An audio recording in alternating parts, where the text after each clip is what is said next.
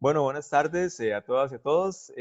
Hoy tenemos el gusto y el honor de contar con Florencia Quesada, una persona que tenemos el gusto desde hace ya varios años de conocer y bueno, una persona a quien admiramos muchísimo. Es gracias a los libros de Florencia Quesada es que mucho el contenido que compartimos en nuestros recorridos a pie o en bici les podemos contar. Por ejemplo, tiene un libro a quienes son amantes de Barrio Amón que se llama En el Barrio Amón. Hay un libro muy interesante que se llama San José, la modernización entre cafetales, muchos artículos más y bueno, hay muchísimo lo que podemos aprender de Florencia, así que de verdad que muy agradecido, Florencia, y bueno, y un saludo para vos. Muchas gracias por estar acá presente con nosotros. Y gracias, Roberto. Para mí es un gustazo, como siempre, verte y compartir con ustedes y contribuir para Chepecletas en tan loable función que han cumplido ya desde hace tantos años en San José. Y bueno, mi nombre es Florencia Quesada, para los que no me conocen, yo soy historiadora, investigadora de la Universidad de Helsinki en Finlandia, y por esas golpes del destino terminé en San José ahora como producto de la crisis del COVID-19. Yo estaba trabajando en la ciudad de Guatemala antes de que comenzara la crisis y que se declarara una pandemia mundial.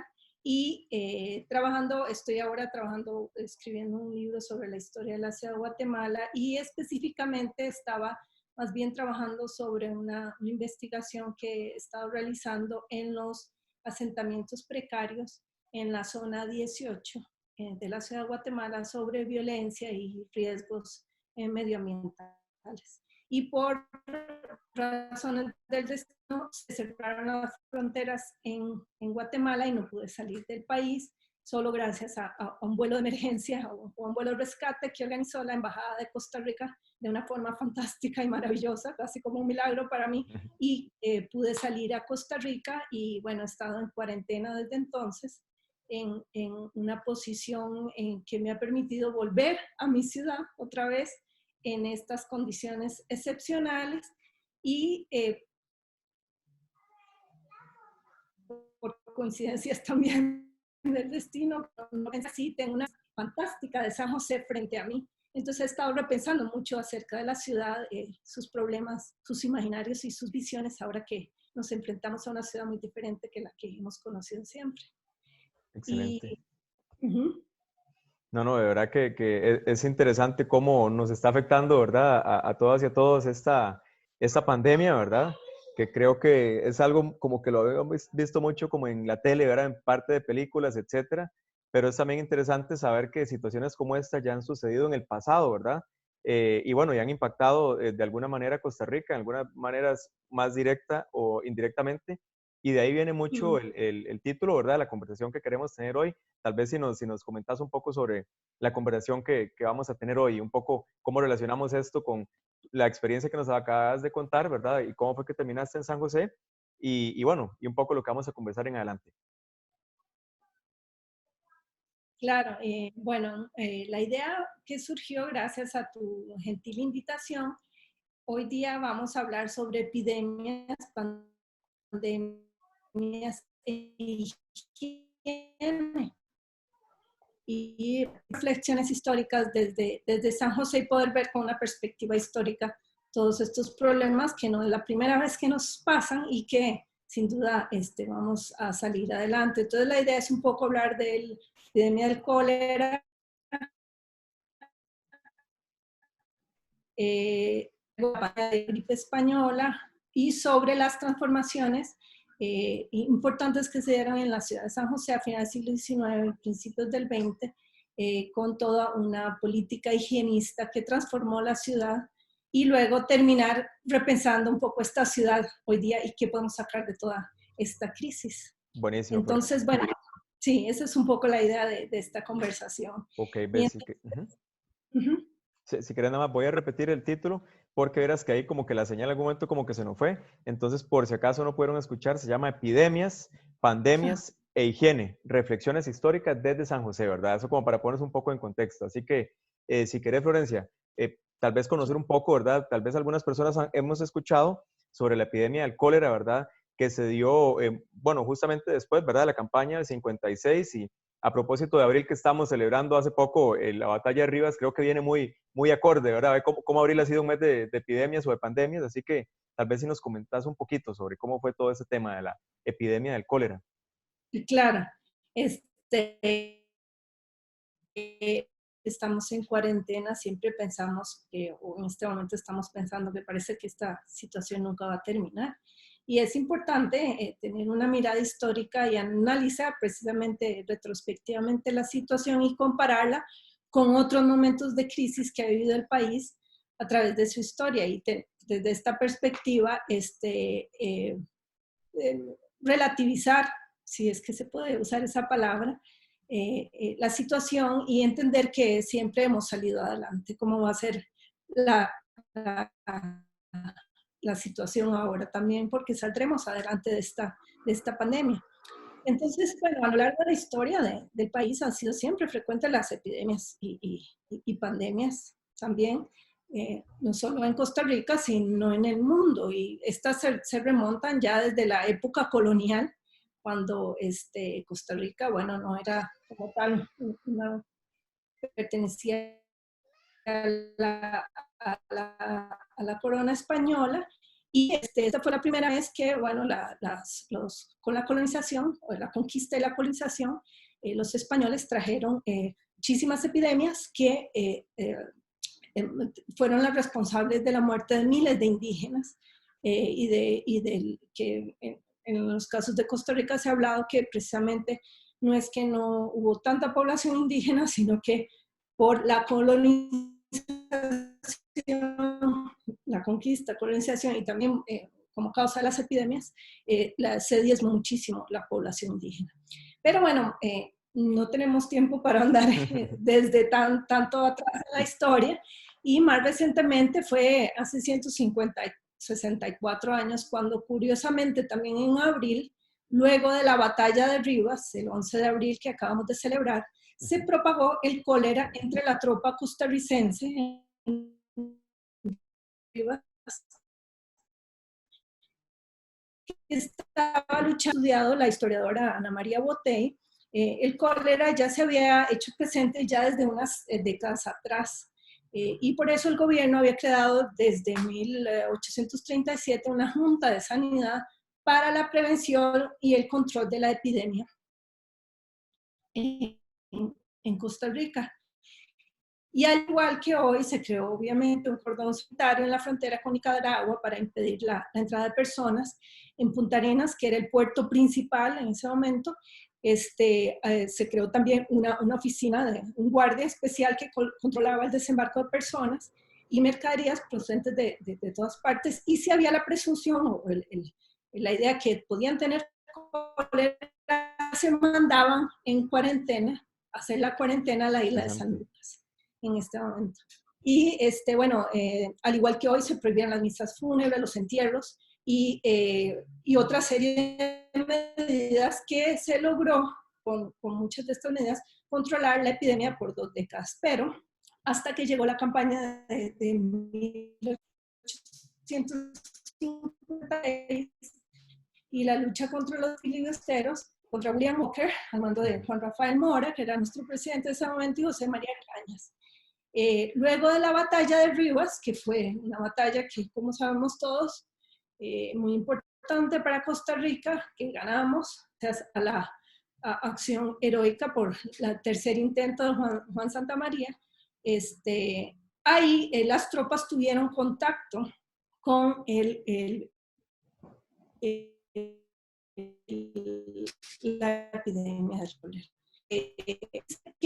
Juan Rafael Mora decidió volver a territorio costarricense y no seguir persiguiendo a Walker por el cólera precisamente, porque ya sí, se había diezmado mucho, se había enfermado muchísimo de los combatientes, y claro, las condiciones eran muy duras. Hay que pensar que ya tenían 3 meses de estar en mala alimentación, y el cólera vino a ser otro detonante más de una situación de crisis muy grande, ¿verdad? Entonces, bueno, muchos historiadores han hecho muy buenos trabajos sobre estos como Rafael Obregón o Germán Chars, que hizo la primera estudio para analizar el impacto demográfico que tuvo el cólera en el Valle Central, y también el doctor epidemiólogo Leonardo Mata, que hizo un análisis interesante sobre la cantidad de personas desde el punto de vista epidemiológico, lo que significó el cólera. Y según Mata, murieron 3 veces más personas por el cólera que durante la guerra. Wow. En total se estima que murió alrededor de un 4.30 de la población, que en esa época ascendía como a 110,000 habitantes. Entonces podemos entender el impacto tan grande que tuvo el cólera. Y en esa época, como se le llamaba en esa época, producto de las malas condiciones higiénicas, eran el origen de la epidemia. Wow. No a través de un virus. Y además del cólera, sí, eso era muy, muy común en este tipo de conocer, hasta que hubo todo un avance científico y se entendió que no eran las miasmas el origen de estos virus. Pero además del cólera, el doctor Mata sugiere que probablemente también habían otras enfermedades como la disentería que atacó a las tropas, como la disentería era diarrea, como y sangre. O sea, muchas enfermedades los atacaron y eso, claro, causó una gran mortandad. La tasa de mortalidad, según Leonardo Mata, fue alrededor, en términos generales del cólera, fue entre 7,000 a 10,000 personas. Los cálculos es difícil hacerlos por cada más o menos 100,000 habitantes. Quiere decir que en 3 meses, en el lapso de 3 meses. Sí, muy rápido, muy rápido. Quiere decir que murieron 3.300 muertos por día. O sea, fue una verdadera tragedia sanitaria si lo comparamos con los 4 muertos que llevamos por el COVID-19 hasta este momento, lo cual ha sido muy lamentable, pero muy baja en proporción a otros países, como sabemos, ¿verdad? Claro. Y bueno, el cólera, entonces se contrajo, los combatientes lo contrajeron en Rivas, y al volver al Valle Central, entonces la epidemia se propagó rápidamente en las ciudades, especialmente en el Valle Central, donde históricamente siempre se ha concentrado la mayor parte de la población. Y bueno, hay que recordar también que las condiciones higiénicas en las ciudades en este momento eran muy malas. Lo que prevalecía, obviamente, eran excusados de huecos, acequias, por donde se conducía el agua, muy contaminadas, que creaban estacionalmente muchas epidemias que eran como parte de la normalidad en las ciudades. Claro, en este caso, y en el caso del cólera, el doctor Karl Hoffmann, que fue un médico y naturalista alemán, que había sido discípulo de Humboldt y que había llegado al país unos años anterior. Él fue el médico cirujano mayor del ejército y estuvo a cargo del tratamiento de muchos de estos enfermos junto a otros muchos doctores como Andrés Sáenz y Francisca Carrasco. Pancha Carrasco, como sabemos, una mujer valiente, heroína, descubierta hasta hace muy, muy poco tiempo, que se ocupó de los enfermos, que hacía múltiples tareas, incluidas las militares. Entonces, una mujer importante de recordar en nuestra historia.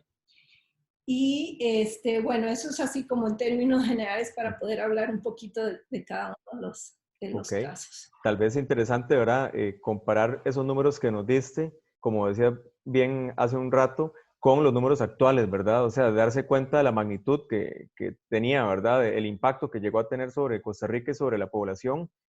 También la diferencia, bueno, yo creo que toda la población era mucho más pequeña, pero a nivel porcentual fue enorme el impacto, ¿verdad? El montón de vidas que se perdieron y también las condiciones de salubridad, como decía, muy posiblemente el agua no se trataba, ¿verdad? Entonces eso permitía que también el agua pues pudiera ser un vector, ¿verdad? De este tipo de enfermedades. Otro medio de contaminación. Exacto, exacto. Exactamente. Y bueno, los hospitales apenas se había fundado el Hospital San Juan de Dios y bueno, las condiciones obviamente eran muy, muy limitadas. Pero llama la atención que fue más o menos en esta misma época que estamos viviendo y volvemos a ir atrás en el tiempo, hace 100 años, cuando golpeó, ya no fue epidemia, sino la pandemia de la gripe española, del cual ahora voy a hablarles un poquito más. Bueno, según la historiadora Ana María Botey, que también ha estudiado esta pandemia, llegó a Costa Rica, la gripe entró al país por el puerto de Limón, que es la gripe española, y en esa época era muy frecuente algunas epidemias como la malaria, la meningitis, la tosferina, el sarampión o la tuberculosis. Los primeros casos fueron atendidos en el Hospital de Limón, que en ese entonces era propiedad de la United Fruit Company, y la ruta de propagación hacia el Valle Central esta vez siguió la ruta del ferrocarril al Atlántico, obviamente porque era la vía de comunicación más, la vía de comunicación hacia el Caribe en ese momento. Y bueno, entre las primeras iniciativas, en este caso bueno, una cosa interesante es que esta epidemia a nivel mundial se estima que afectó alrededor de 25 a 50 millones de personas y duró entre 1918 y 1920 a nivel mundial. Pero a Costa Rica solo llegó hacia 1920, ¿verdad?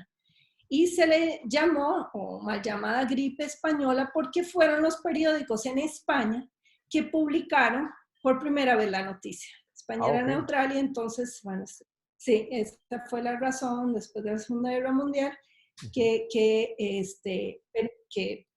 por eso comenzó a llamársele la llamada o la gripe española. Pues honestamente no tenía idea yo del origen del nombre en realidad. No. Más bien qué bueno que lo aclaras porque creo que muchas personas no teníamos idea de dónde venía o lo podíamos relacionar con el origen, ¿verdad? No necesariamente porque ellos lo comenzaron a publicar, ¿verdad? A nivel ya de diarios. Claro, claro.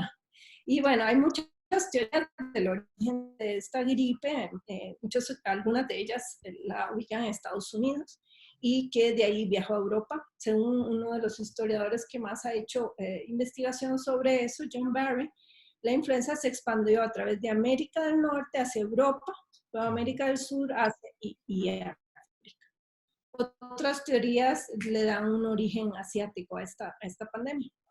Pero bueno, entre las primeras iniciativas, en el caso de Costa Rica, se creó un Consejo de Salubridad que fue un ente encargado de hacerle frente a la pandemia. Obviamente no existía el Ministerio de Salud y bueno, ellos dieron instrucciones para que la población reconociera los síntomas de la influenza y para combatirla obviamente se recurrió a la limpieza, a encalar las habitaciones y tener muchísimo aseo en los desagües y solares. Y bueno, según Ana María Botey, la historiadora que mencioné antes, fue hace 100 años, otra vez, es curioso, como en el mes de marzo fue cuando se estableció el cierre de teatros, en el mes de marzo de 1920, ¿verdad? El cierre de teatros, templos, se prohibieron las reuniones de mayores de 10 personas, los bailes, los paseos, y el curso lectivo que comenzaba en marzo no se llevó a cabo durante ese año, en 1920. No obstante, en este momento no teníamos a un ministro Salas que estaba regañando personas y según las fuentes, la población no acató tanto las medidas de prevención y el Consejo de Salubridad se quejaba que los sacerdotes mantenían las iglesias abiertas, celebrando las actividades religiosas, los asistentes seguían yendo al teatro, muy bien aseados, perfumados y vestidos, decían las fuentes, lo mismo que los turnos o los festejos patronales en muchas partes de Costa Rica. Y curiosamente, es gracioso saber cómo estas analogías en la historia a veces se repiten, de casualidad es que con la gripe española fue el 9 de marzo de 1920 que se declaró la emergencia nacional con el COVID-19 fue el 16 de marzo, Wow. que el gobierno declaró la emergencia. Y el gobierno nombró en ese momento una Junta Nacional de Socorros encargada también de recolectar y distribuir fondos. Muchas de las mismas cosas vemos que están ocurriendo ahora gracias a la solidaridad de los costarricenses. Y con las colonias extranjeras también se unieron a las labores de recolección de fondos. Y en San José se abrió un hospital de emergencias. Wow. Y luego al final de la pandemia, una de las cosas muy interesantes e importantes que siempre hay que entender las consecuencias negativas, pero positivas también, fue que se planteó la necesidad de la centralización e institucionalización de la salud, que se concretó con la creación del Consejo Nacional de Salubridad, que más tarde fue la creación de la Subsecretaría de Higiene y Salud Pública en 1922 a cargo del doctor Solón Núñez Frutos, que es la antesala del Ministerio de Salud. Entonces, qué interesante ver, Y se ¿verdad? creó la aprobación. Sí, perdón, sí, Sí, me impresiona mucho ver los impactos que tuvo esta epidemia, ¿verdad? Bueno, esta pandemia en realidad, como por un lado también vuelve a haber una relación con esta época, ¿verdad? Primero, bueno, vimos cómo la epidemia del cólera vino en abril, más o menos. La pandemia de la gripe española, Costa Rica llegó en 1920 y fue en marzo donde se comienzan a tomar medidas, ¿verdad? Y algunas de las medidas incluso muy similares, ¿verdad? Y por otro lado le dio origen también a lo que posteriormente se convirtió en el Ministerio de Salud, ¿verdad? Entonces la gran importancia que las medidas que se tomaron en ese momento llegaron a desembocar, bueno, en el ministerio, en la creación del Ministerio de Salud, ¿verdad? Y bueno, y un montón, me imagino, de protocolos que tal vez en ese momento no existían o previamente no existían, ¿verdad? claro, aprender siempre a los momentos de crisis para mejorar los sistemas que tenían muchos problemas, obviamente. Y lo más importante en ese momento es que se creó un código moderno que pudiera hacer frente a este tipo de emergencias que no existían en el país. Y bueno, ya como llegando un poco, cayendo más a San José, que ha sido uno de los temas que yo más he desarrollado, cabe resaltar que en este momento en San José está un proceso de transformación urbana que comenzó hacia 1870-80 de forma un poco más acelerada. Y la higiene, por supuesto, estuvo en el centro de estas preocupaciones. La capital, para hacer, los ideólogos de la transformación urbana pensaban que la capital, para ser moderna y civilizada, entre comillas, tenía que ser higiénica, estar libre de enfermedades y pestes, por supuesto. Y los problemas de higiene y control de enfermedades estuvieron directamente relacionados con la reorganización del espacio urbano en San José a finales del siglo XIX y principios del XX. Entonces, según las autoridades del momento, era necesario promover la circulación del aire, por eso de las miasmas, que se creía que eran las que llevaban las enfermedades, la circulación del aire, eliminar las miasmas, los malos olores, tener una mejor recolección de los desechos, que era muy limitada todavía en ese momento, mejorar la cañería, el agua potable, que era una cañería abierta, y por lo cual se contaminaba. Cuando las acequias pasaban por los pueblos, caían animales muertos, bueno, toda la basura iba por las acequias. Puedes imaginarte la contaminación que había en el agua en ese momento. Y bueno, otra de las cosas que era fundamental en ese momento de transformación era construir cloacas, que no teníamos todavía, no existía un sistema de alcantarillado, y infraestructura obviamente para la salud, lavaderos y baños públicos que tampoco existían, y mejorar las condiciones sanitarias de las viviendas con construcción de servicios sanitarios y desaguas. Porque tenemos que recordar que a finales del siglo XIX eran muy pocas casas las que tenían un baño dentro de la casa. Fue justamente con estas transformaciones urbanas que los baños se construyen dentro de las viviendas, especialmente las clases altas, que eran los que al principio tuvieron los recursos para eso, pero poco a poco esas mejoras se fueron extendiendo a los diferentes sectores sociales. Entonces, bueno, en síntesis un poco es que la transformación urbana a finales del siglo XIX y inicios del XX estuvo directamente relacionada con estas nuevas políticas de higiene que estuvieron estrechamente relacionadas con la construcción de las redes de infraestructura pública, como la cañería y las cloacas. Y más tarde ya vamos a ver la pavimentación de las calles, que fue de la mano con estos cambios de higiene. Y eso, a todo eso se le llamó en esa época el saneamiento de San José, que fue un proyecto estructurado, muy claramente estructurado por una inteligencia higienista, que yo le he llamado de esa forma, compuesta por médicos, ingenieros y miembros de la élite urbana, políticos, Josefina, que ellos van a llevar a cabo esta transformación y van a sentar las bases para una reorganización del espacio en San José, que a su vez marca un nuevo periodo de segregación y de control social en San José. No, buenísimo. Qué interesante, ¿verdad? Entonces, Cómo ese tema... Sí, perdona. No, ¿qué me ibas a decir? Ok, sí, disculpa, es que hay como un pequeño desfase. Sí, es muy interesante, ¿verdad? Cómo el tema de la sanidad, ¿verdad? La salubridad llega incluso a generar cambios físicos, ¿verdad? A nivel de una ciudad, ¿verdad? Y cómo eso en un momento, bueno, hace bastante tiempo atrás, ¿verdad? Se relacionaba con la modernidad, ¿verdad? Con una ciudad de primer mundo, por así decirlo, y cómo esos cambios, pues, lograron también a futuro poder prevenirnos de otro tipo de enfermedades, ¿verdad? O sea, es muy interesante ver todo ese tipo de situaciones, incluso a nivel de urbanismo, ¿verdad? Cómo llegan a impactar, ¿verdad? El diseño de la ciudad, de las prioridades y cómo llegaron a juntar a personas de diferentes áreas, ¿verdad? Ingenieros, médicos, políticos, para poder llevar a cabo este tipo de transformaciones tan importantes.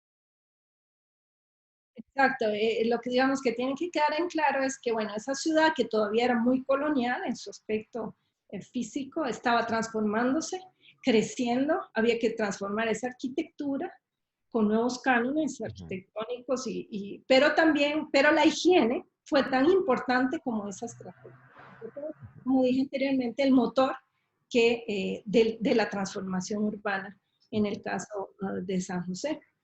Y bueno, mencionaba que el control social en esta época incluyó desde 1800 la construcción ampliación de toda una infraestructura institucional que incluía cárceles, hospitales, asilos, programas de asistencia a los pobres y organizaciones filantrópicas como las Damas Bizantinas, la Gota de Leche, por parte de algunas mujeres de la burguesía en ese momento, entre otros. Entonces fue toda una transformación política, socioeconómica en ese momento que permitió esas transformaciones. Y en este periodo es interesante conocer que se creó la llamada Policía de Higiene, que estuvo compuesta hacia 1800, fue cambiando a través del tiempo, pero en 1885 habían 2 agentes de policía que tenían la función de recorrer diariamente la ciudad y al menos una vez por mes visitar las viviendas de personas particulares para que la higiene se llevara a cabo en esos lugares. El objetivo entonces era eliminar cualquier tipo de pozos o depósitos con contaminación que podrían crear pestes. Entonces, pero era un puesto se llamaba la policía de higiene, ¿verdad? Es importante también entender que para hacernos una idea de las condiciones de higiene en San José hacia 1890, existían alrededor de 1.581 viviendas, de las cuales 998 tenían excusados, 64 de muy mala calidad y la mayoría imperfectos. Pero cuando hablamos de excusados, muchos de esos estamos hablando, obviamente, que eran excusados la mayoría de hueco, ¿verdad? Entonces, porque todavía no existen los tipos de baños que conocemos modernos. Y estos excusados de huecos atentaban mucho contra la salud de la población. Era una de las principales causas de los brotes de epidemias. Y por eso cada casa podía ser un foco de enfermedades. Y esos agentes de higiene entonces tenían la autoridad legal de supervisar el interior de las viviendas, con visitas a domicilio varias veces por mes, para cerciorarse que las basuras en los patios y solares o desagües y excusados se limpiaban cada 15 o 30 días. Wow. Y fueron especialmente cuidadosos con los sectores populares, por supuesto, había una diferenciación en este sentido. Y dos de los grandes problemas de la higiene urbana en este momento es que intentaron resolver los higienistas y la Municipalidad de San José fueron la limpieza de los caños, y desagües y los excusados, porque esos eran los grandes de los dos grandes focos de contaminación. Más o menos hacia 1895 se va a crear el Instituto de Higiene, que tuvo a su cargo la Secretaría de Policía. Eso es interesante, que era una forma de control policial, no desde la salud, sino policial, y que trabajó en conjunto con la Policía de Higiene. Según Vicente Lagner, que era un doctor muy conocido en la época, este Instituto de Higiene fue el primer centro científico de carácter permanente en materia de higiene pública. Entonces, es claro que fue muy importante en todo el país. Y el instituto contaba con 2 departamentos, de bacteriología y química. Y tenía como misión principal evitar la propagación de enfermedades. Entonces, bueno, es interesante conocer estos antecedentes. Tal vez una pregunta, Florencia. Sí. Sí, la policía de higiene, Claro. que es que realmente me sorprende mucho, creo que es algo muy, muy curioso. ¿Quién controlaba la policía de higiene? O sea, ¿bajo qué, no sé, cuál era el liderazgo de la policía de higiene? ¿Qué institución, digamos, lo manejaba? Bueno, a través de la Secretaría de Policía. Ah, ok, entonces sí estaba relacionada con la policía directamente. El Ministerio de Gobernación era como el que estaba, y de policía, que en ese momento era gobernación y policía. Pero Interesante. como dentro del ámbito del control policíaco, quiero decir, Exacto. no desde la salud. Sí, era más de control que de un tema Entonces científico. eso es interesante. Bueno, después con la fundación del Instituto de Higiene ya comienza un poco a cambiar eso y ahí va a transformarse las funciones hacia otras instituciones públicas. Pero, bueno, como antes hablamos, uno de los grandes problemas desde el origen de la ciudad fue el abastecimiento de agua en San José, que parece que hasta el día de hoy sigue siendo también uno de los problemas.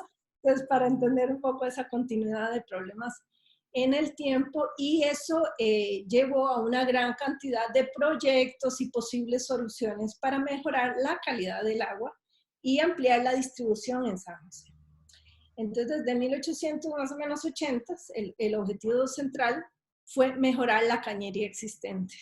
Ese fue uno de los grandes proyectos que se va a mantener a lo largo de todo este tiempo, porque como dije, la calidad del agua era un peligro para la salubridad e incluso para la seguridad pública.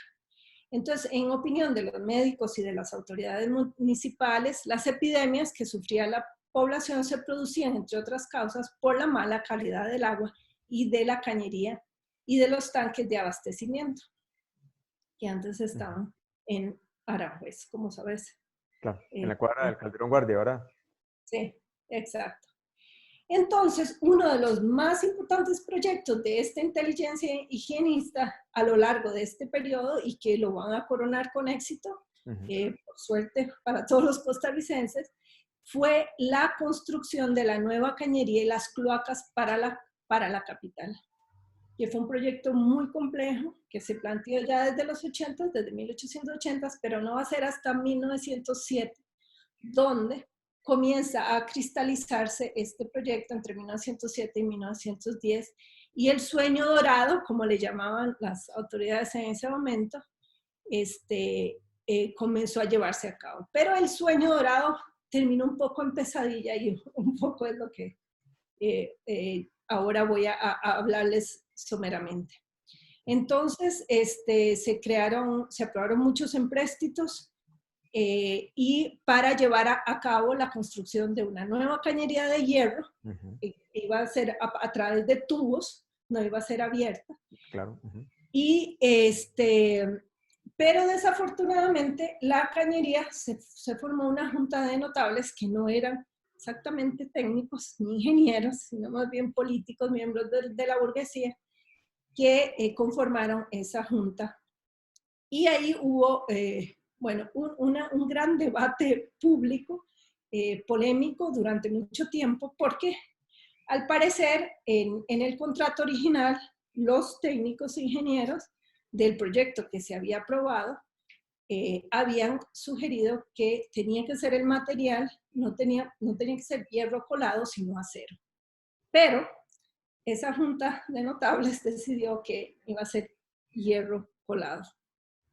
lo cual creó grandes problemas porque una vez que se construyó la nueva alcantarilla, la nueva, ¿cómo se llama? El nuevo sistema de cañerías, todo estaba diseñado para hacer por medio de presión. Y por el material que se seleccionó, no se pudo poner en práctica. Entonces no se podía mandar a mucha presión y si se ponía la presión necesaria, se explotaba. Sí, reventaba. Sí. Wow. Entonces creó una gran escasez de agua y un servicio muy irregular y defectuoso. Y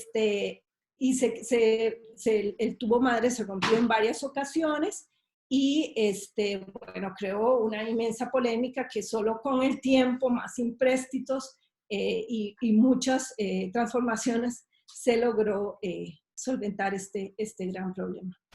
Y la aprobación, quizá lo más importante para no entrar en muchísimos detalles y ya tener un poco más de conversación, es que es interesante entender que la aprobación de este proyecto fue muestra de cómo estos liberales higienistas que comenzaron con estas reformas desde 1880 no van a claudicar hasta haber coronado con éxito estas mejoras sanitarias hacia la década de 1910 y 1920 también, porque duró mucho en el tiempo Claro, hasta que claro.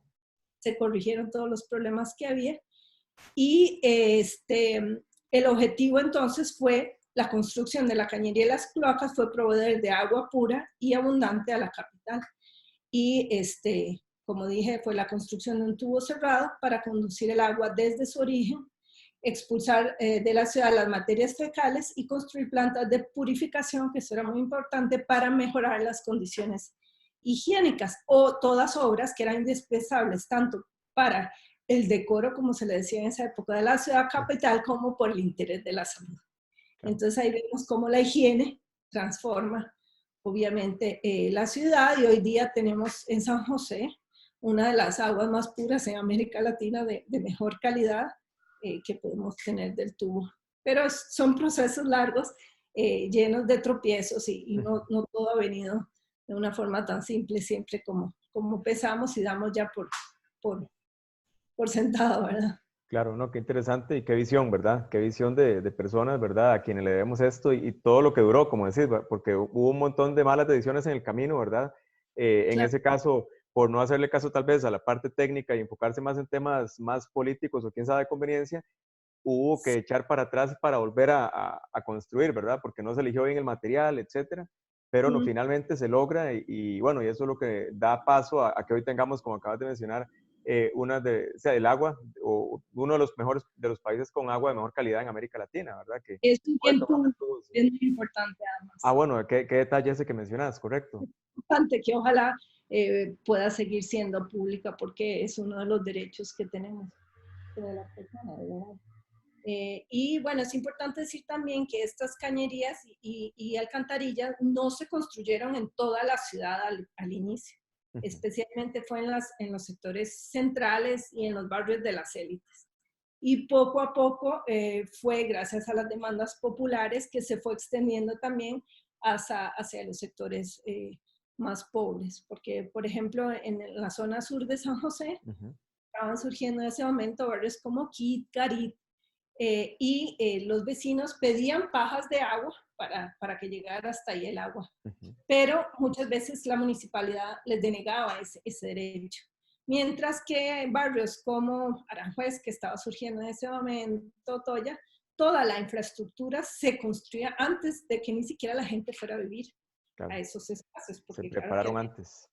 sí, exactamente. Entonces siempre no ha sido siempre tan democrático toda la forma en cómo se ha distribuido, pero poco a poco se ha democratizado, por supuesto, y hoy pues no todos todavía tienen acceso al agua, porque en los barrios precarios en San José ese es, bueno, escasea el agua, pero aún así sí se ha democratizado muchísimo el acceso al agua. Y bueno, es importante nada más como para concluir esta parte que a pesar de todo el costo económico y de los tantos errores cometidos, las cloacas y las cañerías fueron realmente una obra vital del buen funcionamiento de ese organismo urbano, porque la ciudad se concebía como si fuera un organismo, y un paso trascendental en la historia de la ciudad de San José. Y la otra parte del saneamiento de San José, como te mencioné antes, fue la pavimentación de las calles, de las principales, de la pavimentación con asfalto de las principales calles de la ciudad, más o menos hacia 1930, que como que cierra este periodo, este primer saneamiento de la ciudad. Y la primera calle pavimentada con asfalto fue la Avenida de las Damas. No por casualidad, porque como sabemos, ese fue el eje de poder de la ciudad a finales del siglo XIX y principios del XX, que no por casualidad se creó ahí la primera línea de la cañería moderna, la primera línea del alumbrado eléctrico pasó por ahí primero, que lo determinó todo, la construcción del ferrocarril al Atlántico, obviamente al final de ese eje, y que transformó toda esa zona, que se convirtió en el Paseo Burgués, arborizado, donde se construyeron la mayoría de parques que hasta el día de hoy tiene San José, como el Parque Nacional, que culminaba con el parque, en el Parque Morazán, y más tarde que se renombró como el Parque España, en 1920, ¿verdad? Y por ahí entonces, gracias a Walter Bolandi, tenemos, me imagino que vos has visto esas tomas cinematográficas que hizo Walter Bolandi, donde se ve la pavimentación de la calle, el momento fantástico de esa modernización con el asfalto con petróleo esas, de la calle de la Avenida de las Damas. Si Claro. no las viste, Esa es la que se llama Retorno, la que decís vos, que es una película. Sí, ese es el retorno, es la película, pero hay otras tomas que hizo Walter de la ciudad, y una de ellas es donde está la pavimentación de San José. No, vieras que no tenía la oportunidad. ¿No lo has visto? Pues te voy a dar el dato. En el archivo de la imagen del Centro de Cine, ahí está resguardada, ese es un documento, una joya cinematográfica histórica que nos remite a esa parte de la historia de San José.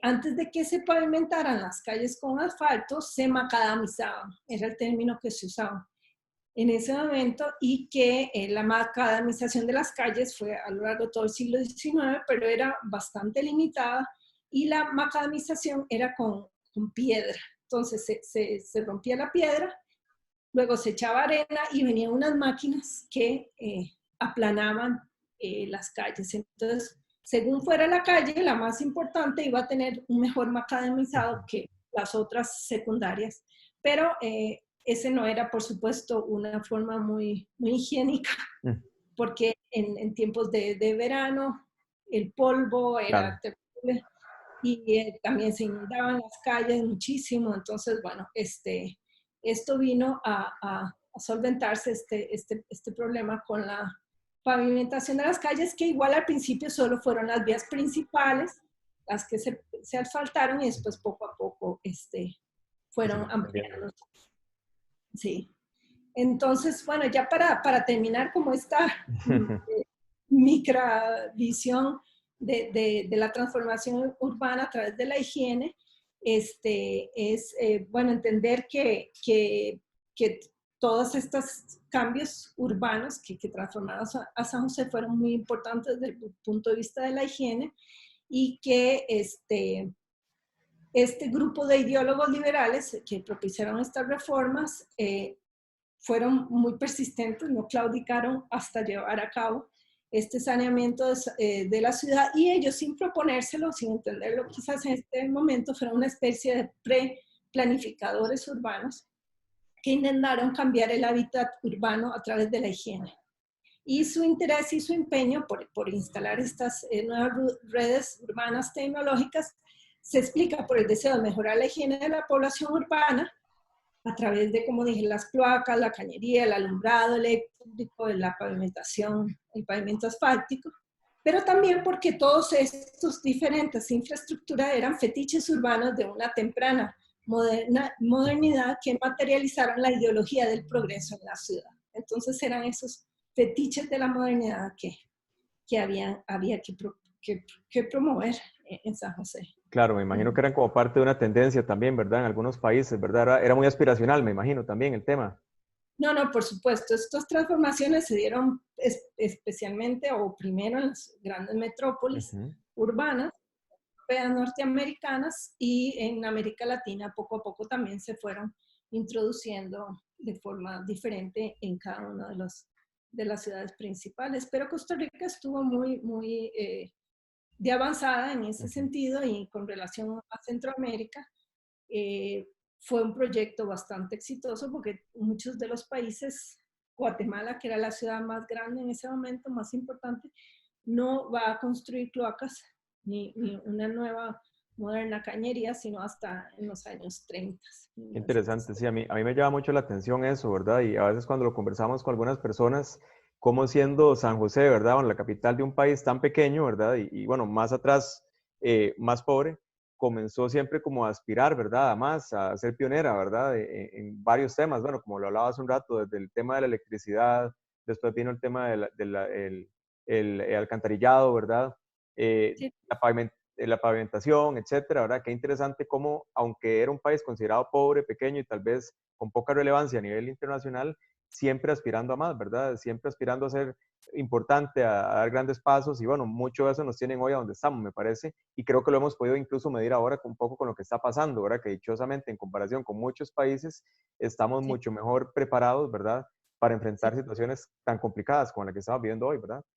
Por supuesto, y gracias a la Caja Costarricense de Seguro Social, que es el ente central público, el cual toda una institución en nuestro país que ojalá ahora ya les haya quedado claro a muchos que quieren privatizarlo, que no hay que privatizarlo, sino que más bien hay que transformarlo y reforzarlo, porque en este tipo de situaciones es los entes públicos los únicos que van a velar por la salud de la mayor parte de las personas, y no por su condición económica, como estamos viendo desafortunadamente en muchos países como Estados Unidos, que gente no tiene acceso a este tipo de recursos de salud. Pero bueno, ya como terminando, Roberto, es interesante pensar en San José hoy, que es una de nuestras grandes preocupaciones, especialmente para la mayoría de colectivos urbanos que por suerte existen en la ciudad y que han hecho una labor muy importante desde hace ya más de una década en transformar San José, como ustedes, como Chepecletas. Y yo creo que este es un tiempo excepcional de cambios y transformaciones a nivel personal para todos, pero como sociedad especialmente, ¿verdad? Y hemos hablado por años de la necesidad de hacer estos cambios en las ciudades, pues precisamente es un momento ideal de reflexión para la acción. Pienso que la crisis convertirlas en oportunidad. Completamente. Y es un momento para volver a una reflexión personal, para volver a la ciencia, pero también a nivel de sociedad. Y también hemos entendido que lo que más importa son unas cosas básicas. Claro. El resto es superfluo. Y lo urbano obviamente cobra un sentido especial, central, porque la mayoría de la población vive en ciudades en Completamente. este momento en el mundo, y San José o de Costa Rica no es la excepción, donde el 60% viven en este Valle Central, gran área metropolitana, ¿verdad? Entonces es un momento importante de sentarnos a pensar y buscar soluciones a muchos de estos problemas. Y justo con estos recursos tecnológicos, esta es una forma que tenemos que ser muy creativos para buscar muchos de estos cambios urbanos que tenemos para comunicarnos, que la tecnología no nos va a resolver los No, problemas. definitivamente. Pero nos ayuda. Nosotros creativamente esa tecnología sí lo podemos hacer, y pensar que cómo vamos a imaginar esta sociedad y esta ciudad con transformaciones centrales, que muchos escépticos siempre nos dicen que es imposible, ¿verdad? Pero Claro. ustedes han probado que no es imposible. Antes nadie podía pensar que se podía andar en bicicleta en San José, y ahora se convirtió en una costumbre que hay que popularizar más, pero que justamente es una de esas buenas transformaciones, ¿verdad? Y yo creo que también pensando que es un tiempo de la reflexión y de la solidaridad para poder enfrentar lo que más hemos aprendido de este COVID-19 es que tenemos que enfrentar los problemas de forma colectiva y no de forma individual, pensando en el bienestar de todos y en las maneras que podemos encontrar las claves para esos procesos de transformación urbanos que lleven a cabo cambios más profundos. Y yo creo que una cosa súper importante en este momento es entender que volver a la normalidad no es la respuesta. No, y no va a haber, yo creo, una normalidad nuevamente como la conocíamos. Exacto, porque esa normalidad no era la respuesta, sino el problema. Como sabemos, teníamos muchísimos problemas urbanos y de congestionamiento, la cantidad de horas que pasamos en esos congestionamientos. Ahora que vemos la ciudad totalmente vacía, nos parece algo surrealista pensar que, oh, sí, San José podía ser tranquila, no contaminada, agradable. Siempre que vengo a San José tenía una alergia horrible por la contaminación. Esta es la primera vez que vengo después de años en que no tengo esa alergia. Interesante. Era típico, ¿verdad? Y en el caso de las ciudades vemos que estamos viendo en ciudades con una inmensa falta de planificación urbana, un sistema de transporte público precario, muy contaminante, y que esperamos se haga realidad el tren eléctrico que está promoviendo la primera dama, en el cual todos tenemos ceñidas nuestras esperanzas para resolver, ¿verdad?, muchos de esos problemas. Pero yo creo que lo más importante de todo esto es pensar que tenemos que crear ciudades que no estén hechas solo para el consumo, porque ese es uno de los grandes problemas, solo en San José, sino en muchos lugares, porque es lo que está guiando el crecimiento urbano, la construcción de los grandes centros comerciales y los malls. Eso es lo que guía el ensanche de San José o digamos, el crecimiento de la ciudad.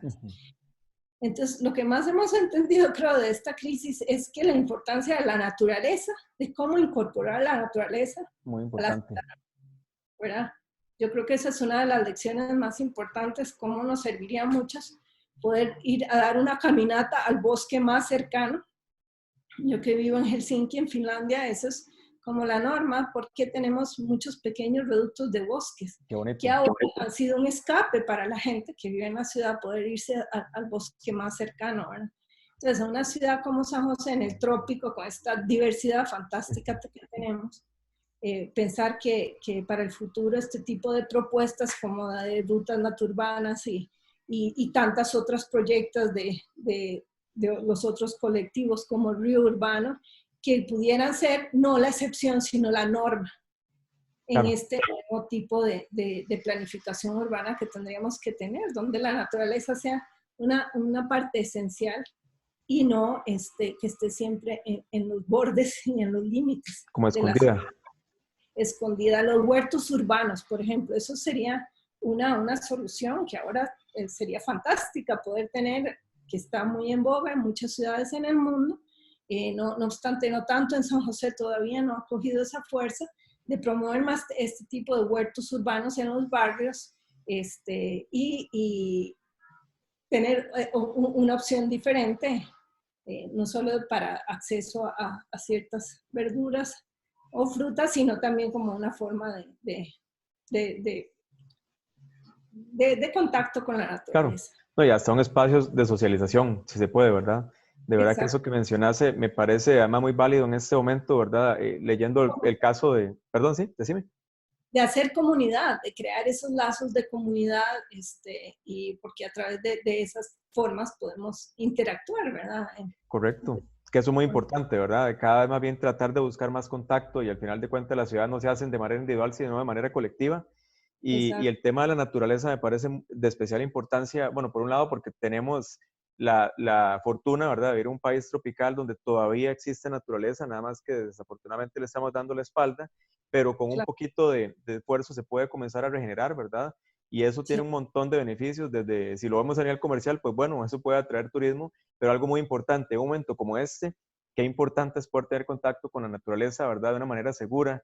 He escuchado un montón de ciudades que están haciendo en este momento esfuerzos por permitir espacios donde la gente pueda caminar de manera segura en cuanto a distanciamiento físico, pero que puedan seguir teniendo contacto con esa naturaleza, ¿verdad? Porque después de estar encerradas y encerrados, ¿verdad? Claro, Entre cuatro paredes, claro, necesitamos respirar aire fresco, necesitamos ver verde, sí, por un tema de salud física y también emocional y mental, ¿verdad? Así claro. que necesitamos más espacios de este tipo, ¿verdad? Y interesante ahora que mencionabas incluso el espacio público, ¿verdad? Que está en el centro de San José, que eso viene desde hace, bueno, como 150 años, ¿verdad? Que se empezó. Qué importante es volver también a replantear la importancia, o sea, la necesidad que tenemos como humanos de contar con espacio público cercano a nuestros hogares, ¿verdad? Donde podamos llegar caminando, un Claro. lugar para socializar, pero también para higiene mental, ¿verdad? Que creo que es algo muy importante y ahorita lo vamos a valorar muchísimo más, ¿verdad? Sí, sí. Y eso ha quedado muy claro de esta crisis, que la importancia de diseñar ciudades y espacios donde podamos acceder a todos los servicios básicos caminando o en Exacto, bicicleta. exacto, para no depender más que todo ahora de un transporte público, de un carro, ojalá llegar caminando, ojalá llegar en bici, con distanciamiento físico, pero poder tener ese acceso y que no sea un lujo, sino que sea la norma, ojalá. Que sea la norma, exacto, y donde el automóvil no sea el requisito para movilizarnos, como decir, una cultura autocéntrica que Exacto, tendríamos que tratar de ir poniendo de lado y que ha dominado la vida urbana y dar prioridad a los peatones y ciclistas y al transporte público, especialmente de calidad. Y exacto. esto hemos visto que antes conversamos, qué interesante es dentro de la crisis también ver cómo han surgido más propuestas del uso de la Mm, bicicleta en los grandes centros urbanos. Estaba viendo, por ejemplo, en Madrid, se llama Bicis contra el Virus, una nueva ajá, campaña que acaban de instalar para que la gente se traslade en bicicleta y la utilice como una forma de distanciamiento social, hace ejercicio y de una forma muy, muy práctica puede llegar a sus lugares de trabajo. sí, En eso es. Bogotá, Ujú, en Bogotá también vi que se había designado el alcalde de la bicicleta. ujú. Seguro vos obviamente conocés sobre Sí, estos incluso en proyectos. San José tenemos un alcalde de la bicicleta ahora, David se llama. Ah, no sabía. Sí, Ah, sí, qué correcto, correcto. ah, fantástico. O sea, hay que conocer bueno, pues sí, es ese tipo de propuestas y que hay que llevar adelante en momentos así para... Completamente, sí. Ese tipo de propuestas son las que vale la pena imitar, ¿verdad? De alguna manera. Y como lo mencionabas, ¿verdad? Ese caso de Madrid es muy interesante. Hemos visto también en Berlín cómo están habilitando ahorita nuevos carriles exclusivos para la bici. En Bogotá, que lo dijiste, ¿verdad? Estamos hablando de son decenas de kilómetros nuevos de Ujú, ciclovías temporales.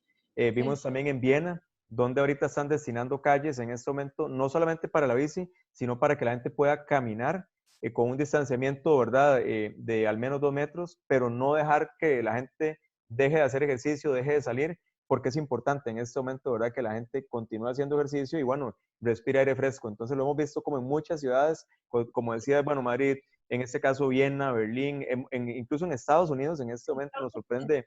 Hay una sí, iniciativa en Oakland muy interesante de calles, slow streets, creo que le dicen, que ajá, es reducir la velocidad y todas las calles residenciales se están dedicando ahorita para que la gente camine, ande en bicicleta, para no qué parar bueno, la vida, ¿verdad? Al final de cuentas. Y creo que San claro, José es hora de que también aquí comencemos a pensar en eso, más en un sí, momento donde se está tratando de evitar que la gente use el transporte público por la conglomeración, pues bueno, démosle alternativas, que la gente se pueda movilizar más en bici de una manera segura, donde además no hay carros ahorita o se redujo muchísimo el flujo de carros y que puedan también caminar de una manera segura sin exponerse, ¿verdad?, al contagio. Sí, hay exacto. muchísimo sucediendo y cosas buenas en realidad y ojalá que parte de eso nos salpique aquí también a nosotros, ¿verdad?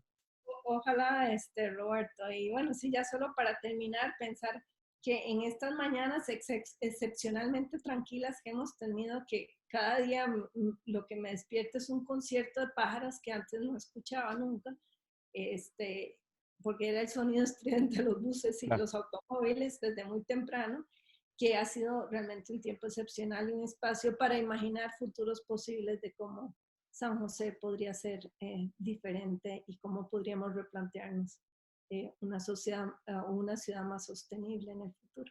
Excelente, no, ojalá que así sea, ¿verdad? Ojalá que yo creo que nadie quiere volver a ver esas calles llenas de carros, esas presas, mejor cambiar los sonidos de las aves, como decías, por los sonidos de los pitos y de los motores. Y bueno, ojalá que de verdad no se quede en un sueño, sino que podamos verlo y que recapacitemos todos como ciudadanos y también ojalá que el gobierno pues, y las empresas también se den cuenta y se apunten con este cambio, ¿verdad? Para bien, que además va a ser una inversión a futuro porque posiblemente, y como bien lo dijimos a través de la historia, las epidemias y las pandemias no se van a acabar, ¿verdad?